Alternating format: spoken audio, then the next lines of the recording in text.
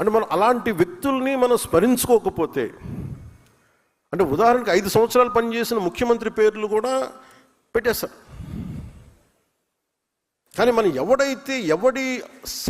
ఎవరి సాక్రిఫైస్ మీద మనం నిలబడ్డాము, ఎవరి బలిదానం మీద నిలబడ్డాము, ఆ వ్యక్తిని వదిలేస్తున్నాం. భగవంతుడు నాకు ఇచ్చిన, గురువులు ఇచ్చిన నాకు ఆ జ్ఞానం ఏమో తెలియదు, కానీ ఆయన పేరు స్మరించింది.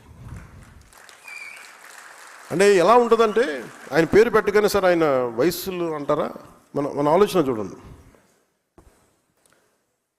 అంటే ఎంత దౌర్భాగ్య స్థితికి వెళ్ళిపోయి ఉంటే, అంబేద్కర్ గారికి ఒక కులానికి పరిమితం చేసుకుంటే మనం ఏం చేయలేము.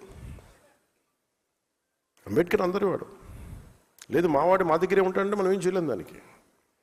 కానీ ఎవరు వద్దనుకున్నా లేదనుకున్నా అంబేద్కర్ గారు గుండెల్లోనే ఉంటారు మనం.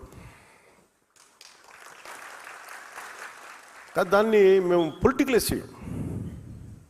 ఓనర్షిప్ ఒక్కళ్ళకి అని అంటానికి కుదరదు, నాయకులకి.